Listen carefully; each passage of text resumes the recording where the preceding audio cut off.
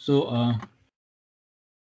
are you able to see the screen for my OneNote page? Yes, sir. So we are going to discuss the design of a triangular waveform generator to produce plus minus 2 volts output at 1 kilohertz. You are supposed to use plus minus 15 volts power supply and specify the required slew rate of the for the operational amplifier. This is very important because it is required for selection of the operational amplifier. So we start with the integrator design.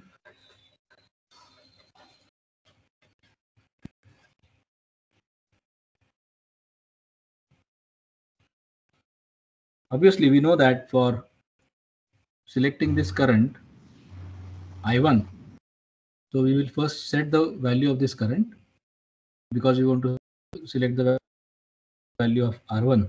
So we will select I1. Now we already have done this so many times. We know we'll assume that the current flowing through into the operational amplifier, that is called as the input bias current, is in the order of nanoamperes.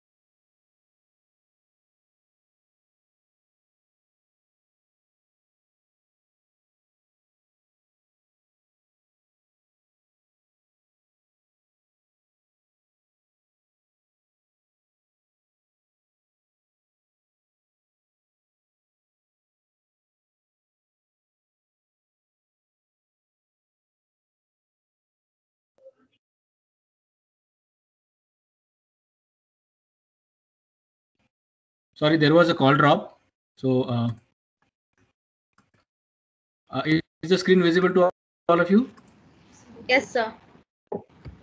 So if IB1 is, let us say, or IB is 500 nanoamperes, we have already made the assumption that I1 should be very much greater as compared to IB max.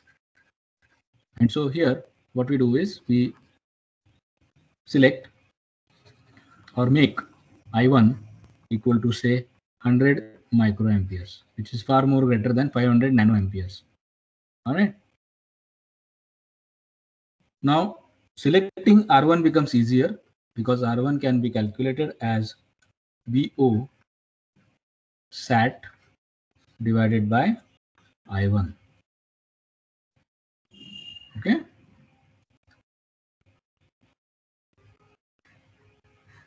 All right. So that is, what is VO SAT? We have two assumptions. We can make two possibilities are there. Two ways in which we can do it. According to David Bell, VSAT is VCC minus 1, or you can also say VSAT is 90% of VCC. We can use any one of the assumptions. Let us follow the one which is used by David Bell. So I'm going to follow this. Don't get confused. You can use any one. Both the answers will be right because this is design. There is no unique answer as such. So here 15 minus 1 divided by 100 microamperes. So that turns out to be how much? 140 kilo ohms. Now the standard value near about 140 kilo ohms is 120 kilo ohms. So I can use 120 kilo ohms here for R1. So selection of R1 is done. So now I have to recalculate the value of I1 because R1 has changed from 140 to 120. This is the selected value. So now I have to recalculate. I1, and that is equal to VO sat divided by R1. That turns out to be 14 volts by 120 kilo ohms, which gives me 117 microamperes. Okay, not a very drastic deviation from our starting point. Now delta V is what? UTP minus LTP. We have already seen the UTP and the LTP in the previous session with respect to this circuit. So what is the maximum value that you want? It is 2 volts minus of minus 2 volts. So the delta V will be 4 volts. Okay. So the time period T time will be equal to 1 upon 2 F. Okay. That is half the frequency, half the time period T. So what is T here? In this case, capital T. T is period which is 1 by F, which is 1 upon. What is the frequency expected? 1 kilohertz. So 1 kilohertz. So this is the half time. T is the half time. It is T by 2. So I'll say T by 2. T is equal to T by 2, capital T by 2. So that turns out to be 1 upon 2 into 1 kilohertz. Remember, why are we taking half? Because the same path is there for charging as well as for discharging. So how much this turns out to be? 500 microseconds. Is it okay up to this point? Now C1 can be found out. It's a simple equation like C is equal to I1 into T divided by delta V. Where does this equation come from? Where does this equation come from? Yes. Again, the same equation, V equal to 1 by C integral I dt, where I is constant, so V is equal to I by C into T. I by C into T. So this is the root equation. From that, I can find out the value of C just by rearranging this equation. So what is the value that I get? 117 microamperes multiplied by 500 microseconds divided by what is delta V? 4 volts. So what is the value of capacitor then? Turns out to be 0.0146 microfarad. Now this is not a standard value, so I'm going to use 0.015 microfarad, which is a standard value. Okay. This actually finishes the design of the integrator itself. Now the second part is the Schmitt trigger design.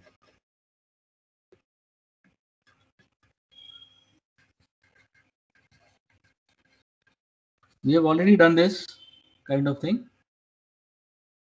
Again, now here I am supposed to make sure that this I2 is far more greater than this current. Again, for the second op amp. So I can again say, since we want I2 very much greater than IB max, select I2 equal to 100 microamperes. Same. Now what is R3? R3 is given as VO sat divided by I2. That is 14 volts again. Remember 15 minus 1, 100 microampere divided by 100 microampere. So R3 turns out to be 140 kilo ohms again. 140 kilo ohms. A standard value of 120 kilo ohms. and I have to recalculate I2 as what? VO sat by 120 kilo ohms. So it again is the same thing, 117 microamperes. 14 volts by 120. Okay. Now what is R2? R2 is UTP divided by I2. What is UTP? It is 2 volts. I2 is 117 2 volts. microamperes. So that gives me 17.1 kilo ohm. Again, it is a non-standard value. So we'll use. Okay. That's it. We have calculated all the values. Now the only thing that is remaining is the slew rate. Required slew rate. So what was the formula for slew rate? What is the formula for slew rate? Yes. 2 pi f Vp divided by 10 to the power 6 volts per microseconds. Do we have all the values with us? Do we have all the values with us? Calculate that. 2 into pi into what is the frequency? 1 kilohertz. What is the peak value? It is 2 volts divided by 10 to the power 6. Just find out what this value is. Come on.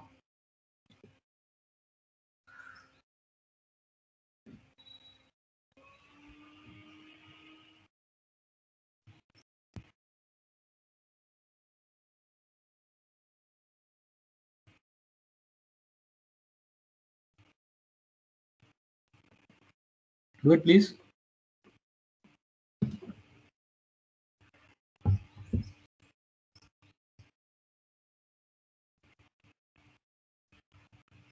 Guys. So 0.01256. Are you sure?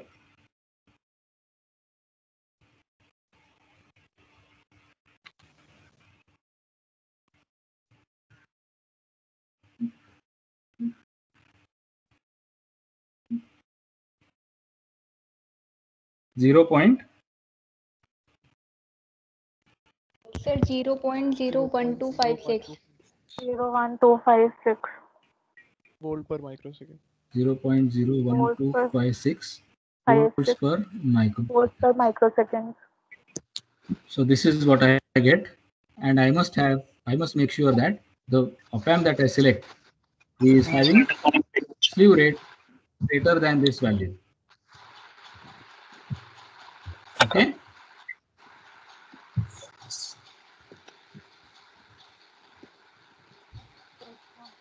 Is that fine? Yes, sir. Guys? Is it okay? Now, there is another formula which is used by David Bell for slew rate, but the values do not agree. So that is the reason why I don't want to confuse you with that. This is the standard formula for slew rate. Okay, so we have finished with the design. Let us see how it really. I have already shown you the simulation, I guess, but I will again show you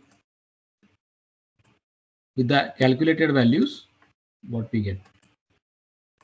So is the screen visible to all of you? Multi-sim screen? Yes, sir. If you can see here.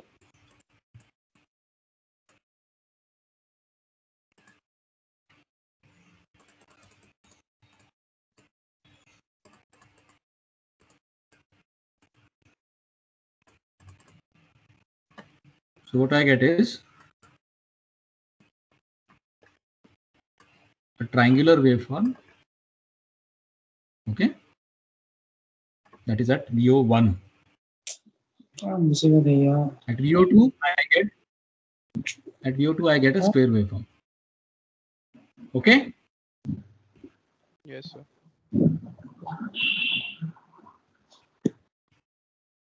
So let us see, measure the peak to peak value. You can see here that it is nearly 4 volts.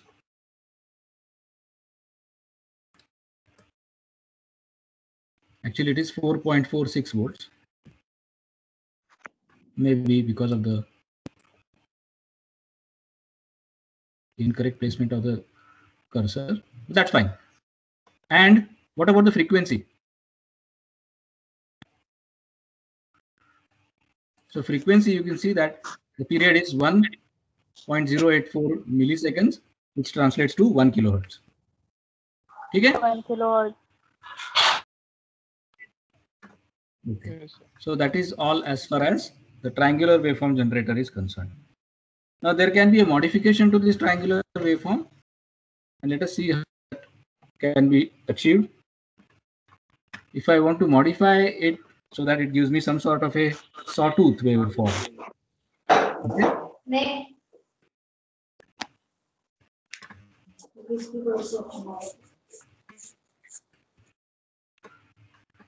So if I want to design a sawtooth waveform,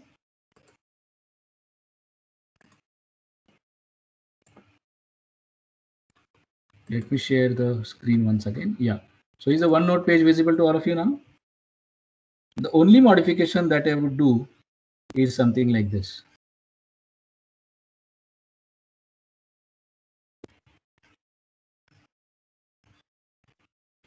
So this is our A1. And we were having a register here.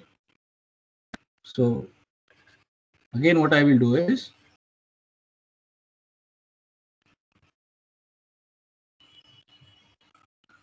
have different paths for charging and the discharging.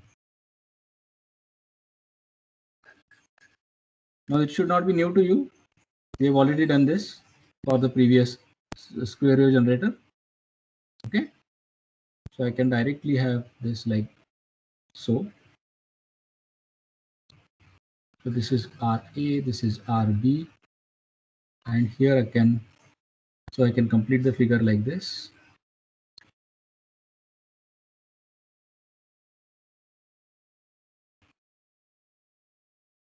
Do you see what is the change?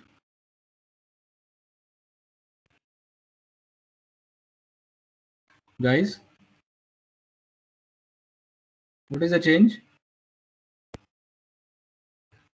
Hello? Am I audible? So the screen is not visible. Is it? Sir, is it? It is visible, sir. It was visible. Now? Yes, sir. Is it visible? Yes.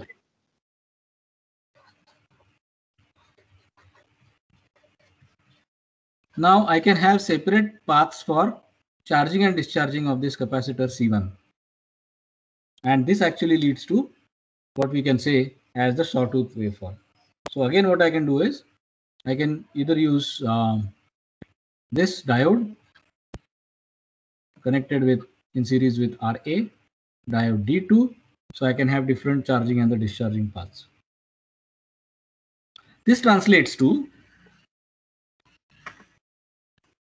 this kind of waveform.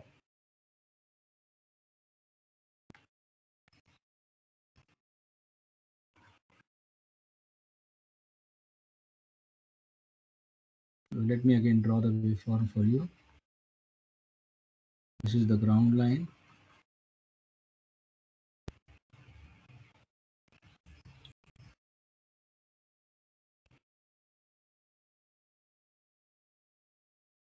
This is VO1. This is VO2.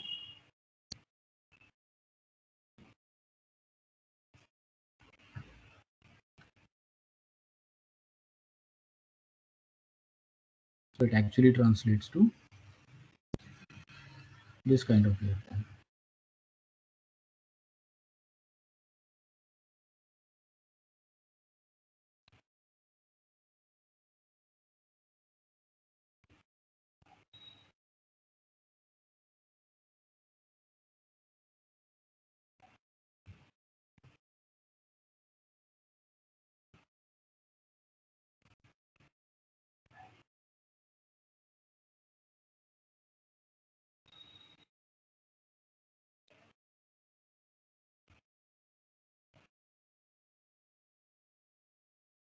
So you can see that the charging is there for a very short duration of time.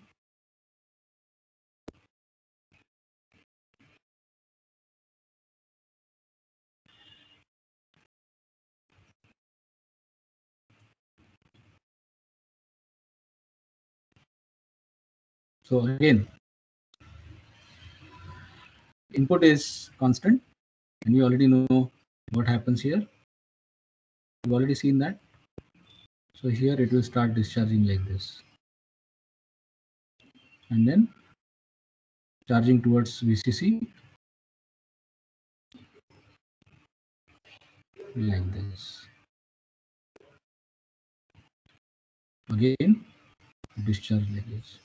So what essentially what you get is a sawtooth like waveform. Okay, guys. Yes, sir. Yes, sir. So you can have a look at this simulation also. I just open up the simulation for this.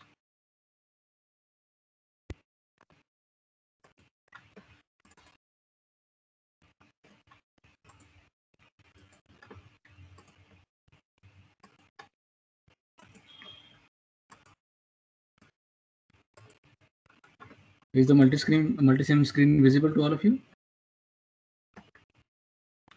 Yes, sir. Okay. So let me run the simulation.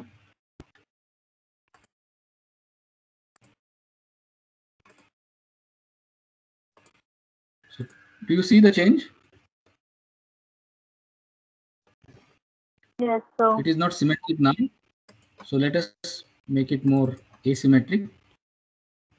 I'll change this value to only 1K. And let us see what is the change now. So does it look like a sawtooth now?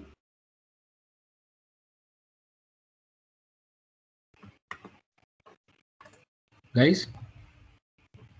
Yes, sir. Yes, sir. Okay. Now you can have a reverse sawtooth also. I'll just make this 120 and the other resistor as 1K. And you have a reverse sawtooth. Okay.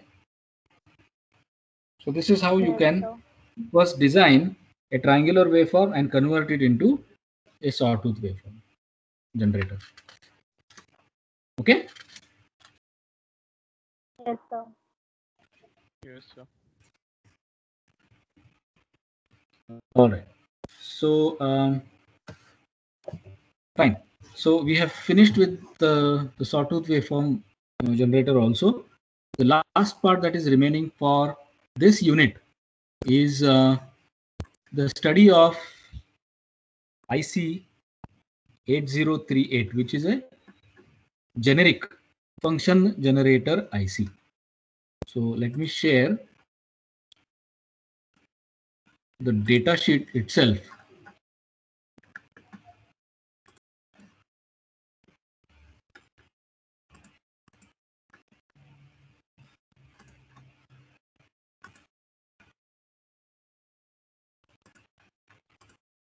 So is the data sheet visible? Yes, sir. It's possible. Okay. So this is the IC 8038. It is a function generator IC. Now it is a very interesting IC in the sense that you can have three different outputs from the same IC, and that is you can have the sine wave output, you can have the triangular waveform output, and the square waveform output. All the three possible waveforms can be generated from the same device. Okay, if you look at the functional diagram, it is something like this. So you are charging the capacitor with a current source and discharging it again with a current source. So what do you expect will be the voltage waveform across the capacitor?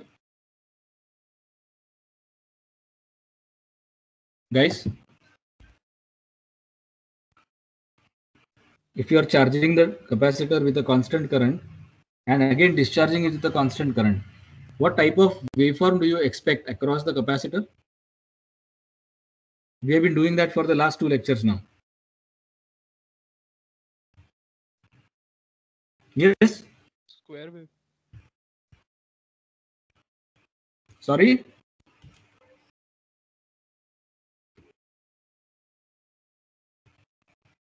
Guys, please respond.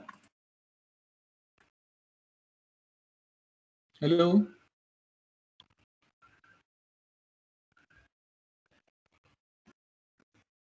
Hello, am I audible? Yes, sir. Guys, am I audible? So answer the question, please.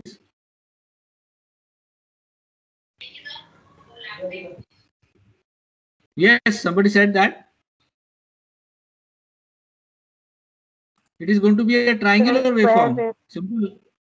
We have been doing that for the last 1 hour now, isn't it? Simply, it is going to be a triangular waveform, as is shown over here. The voltage across capacitor is going to be a triangular wave or waveform. Okay, and from that you can derive the square waveform also, and you Square can have some waveform. kind of a filter. You can have some sort of a filter which converts that triangular waveform into a sine waveform. Square. Okay. For that, you have to understand this Yes, a sir. little bit into a little bit deeper. Okay, this comparator 1, comparator 2, and the flip flop. Again, for that, I've created the heart of IC 8038 using multisim. So there is no model available for 8038, but I've attempted to create the heart of that IC. I'll share it with you.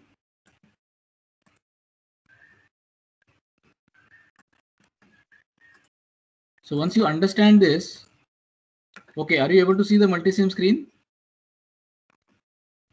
Yes, sir. Okay, I'll remove these probes for the time being so that it will not be. So look at the concept. I'm charging this capacitor with a current source. And again, I'm discharging this with a current source, but this is arranged or made possible with the help of a voltage control switch. This is called as a voltage control switch. What does it do? Depending on the voltage between these 2 terminals, just let me make this a little bit clutter free. So this S1 is such that depending on the voltage across this plus and minus terminals, it will switch to the other terminal. Okay, so this is just like a relay only. Are you able to understand this, guys? Yes, sir. Okay. Then here there is a very peculiar construction. It is again a potential divider.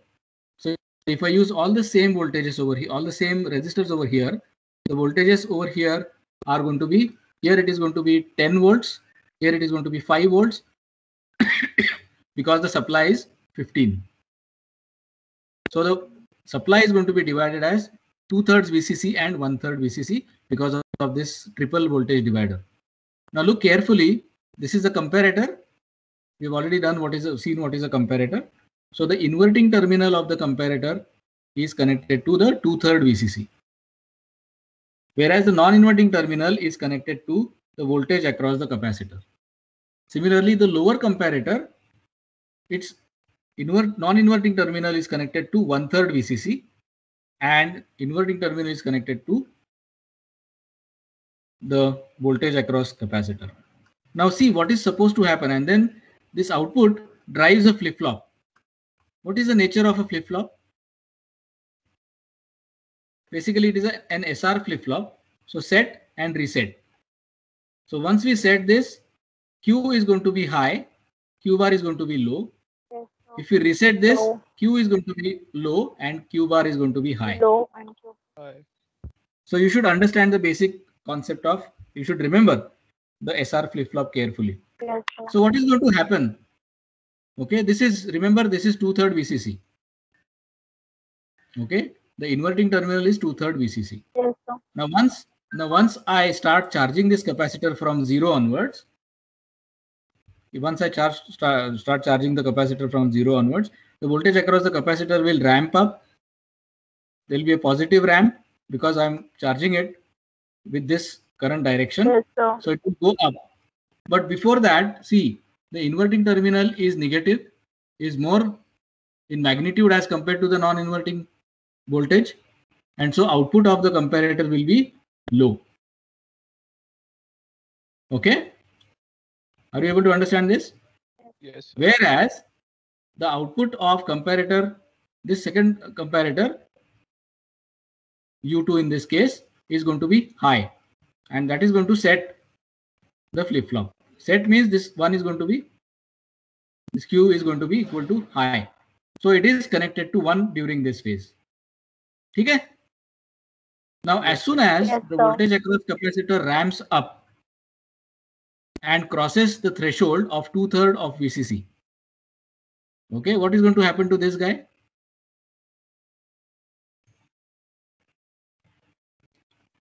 Comparator output will be high. High in the sense it will be pushed to High. plus VSAT. Positive. Okay, and it will reset. Isn't it? At the same Yes, time, sir. what will happen to the comparator output? U2? This is high. So this is going to be Yes, sir. low. This is going to be Yes. low. Set is going to be, S is going to be connected to 0 or minus VSAT. Now, provided we don't go for plus VSAT, minus VSAT in case of comparators, comparators can be had from 0 to plus VSAT only. Because we want to respect the TTL levels. Isn't it? Your SR flip-flop is a TTL device. So, in this case, so we restrict it to 0 and plus VSAT only. Plus VSAT is arranged so that it is equal to 5 volts. Okay, you can have here setting of this positive supply 5, negative supply 0. So it is nearly 5 volts over there, VSAT. ठीक है ना? So now ramp, Yes. positive going ramp will trigger this particular comparator into high. This will get reset. This will get 0. Set will be 0. Reset will be high, and correspondingly output will be switched. So what is going to happen to this? Q is going to be 0 now, low, and it is going to switch this terminal to 2. To 2. This particular switch is going to switch it to 2. So what is this? It is connected to 2. So it is actually a constant current source again, which is in the reverse direction or discharging this capacitor. So the Yes, sir. capacitor will start discharging. And again, when it comes below the threshold of 2/3 VCC, 1/3 VCC, in fact, in that case, this particular flip-flop, this particular comparator output will again go high. And then what will happen? Again, this Q will be high, and again the switching takes place. So this is going to be a cyclic action. Yes, sir. Okay, please understand this carefully. We will see this in action. Sir, we are measuring the VCC from the ground. Yes, yes. So why, sir?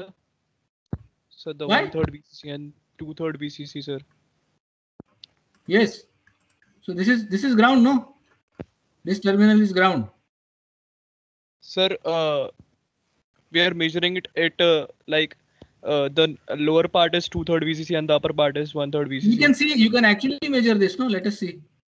Okay, if I put a probe here and if I put a probe here, let us see what are the values of VCC.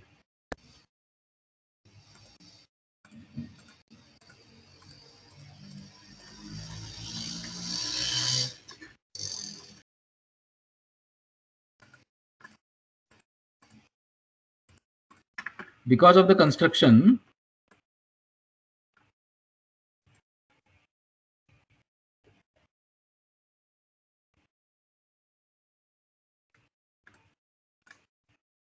see what it is? Are you able to see this? Yes, sir. Or should I increase the font size also? No, sir, it's visible, sir. No, sir, It it's is visible, visible. no? Yes, sir.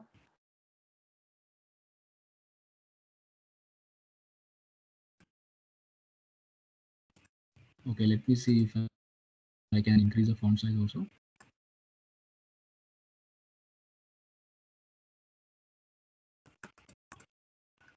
What is happening here?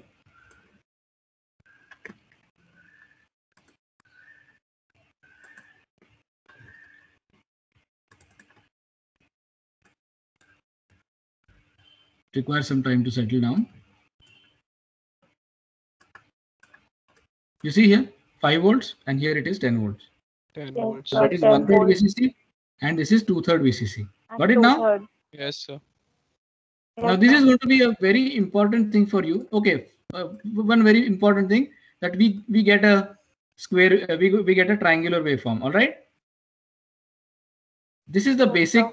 This is the basic action which is used in ICL 8038. Okay. If I go back to Yes. the data sheet.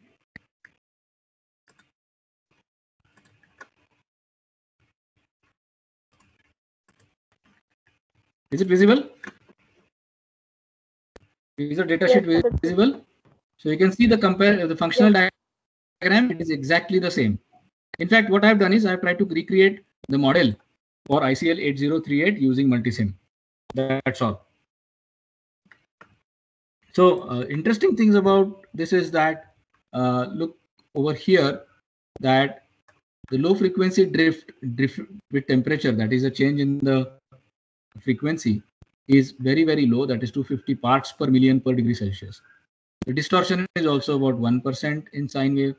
It is having high linearity as far as triangular waveform is concerned, and it can generate a wide range of frequencies, right? 100 kHz. Again, you can have a variable duty cycle of this particular IC.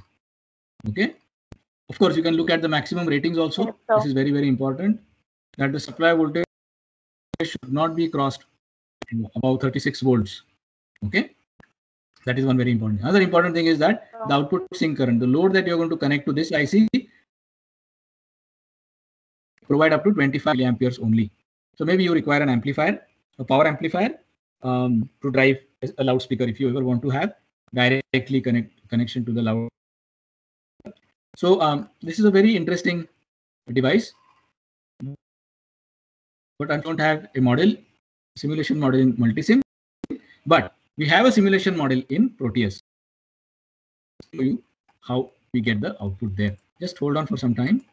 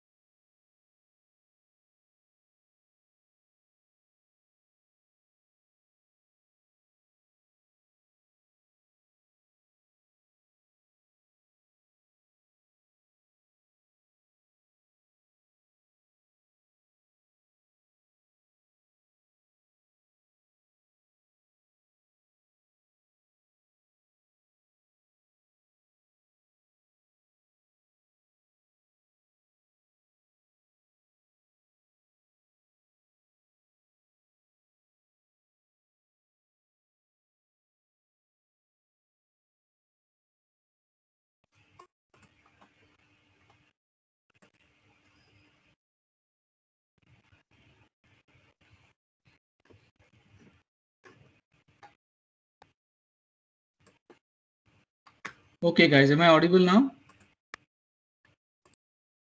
Guys? Yes, sir, you are audible. Again, there was a call drop. I don't know what's happening today. Started happening since the afternoon. Anyways, before wasting any more time, let me switch to Proteus. Okay, are you able to see the circuit diagram? Yes, sir. So this is another very nice software for simulation. Very, very good. In fact, my favorite. Multisim has got some limitations, but Proteus is a very, very good software. I hope many of you know about this. Yes? Yes, sir. Yeah, Yes, it is very yes, good for very good. simulation. Yeah, very good simulation tool for co-simulation with the microcontrollers. Most of the times I conduct sessions on this for Arduino and all that. Okay, anyways, so it has got a nice model for ICL 8038, and I've constructed this circuit specifically to show you what are the possible outputs. So you can see that if you look at this oscilloscope screen now, you'll see that I'm getting all the 3 different types of waveforms. All right. Yes, sir. And I can change.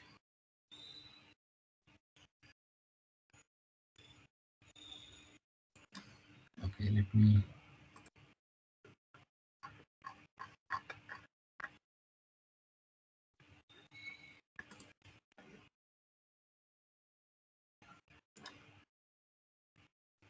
So can you see? I can change the frequency.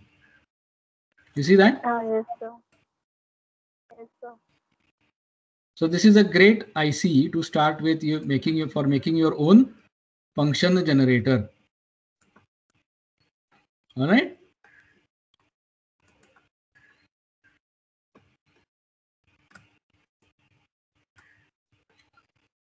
You can have some sort of distortion removing also. I mean correction also.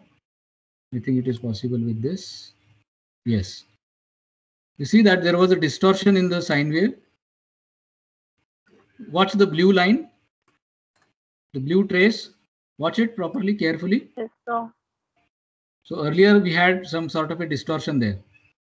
See what kind of distortion we have. So I can remove that distortion. That's it. So now it looks very, very good sine wave. All right. So, Okay.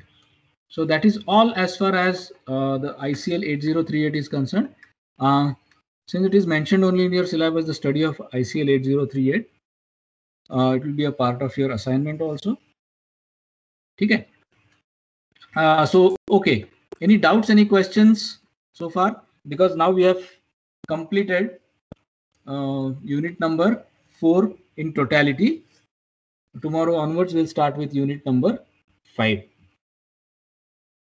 Okay? okay, sir. Yes, sir. So if there are any doubts, any questions, you can raise them immediately. Okay, one more thing which I want to tell you at this point is, I've already given you the lab manual, right? Yes, sir. Yes, sir. Okay, so what you have to do is you have to carry out the practical sessions using Multisim and submit me the copy of your lab work. So that will be considered as your term work. And of course, Okay, sir. similar kind of practical exam, during the practical exam, if you are forced, in any case, if you are forced to go for online exam, be prepared for that also, just like what we did for EDA. You will be asked using Multisim. Okay. Okay. So make sure that you carry out the experimentation on your own. Please do that. Okay. Okay. Okay. And about the assignments, I will soon put up the list of the remaining assignments. So now there are 2 tasks in front of you. One is completing all the assignments, and the second is completing all your practicals and submitting your file in the PDF format. Okay, sir. Okay. So Yes, I think So we have to there are mail no it. questions. Yeah, of course. I'll let you know which mail ID to use. Yes, sir. You Hello, can sir. use Am I the. audible? I'll let you know. Yes. Sir, Let me this just one moment. Just one moment.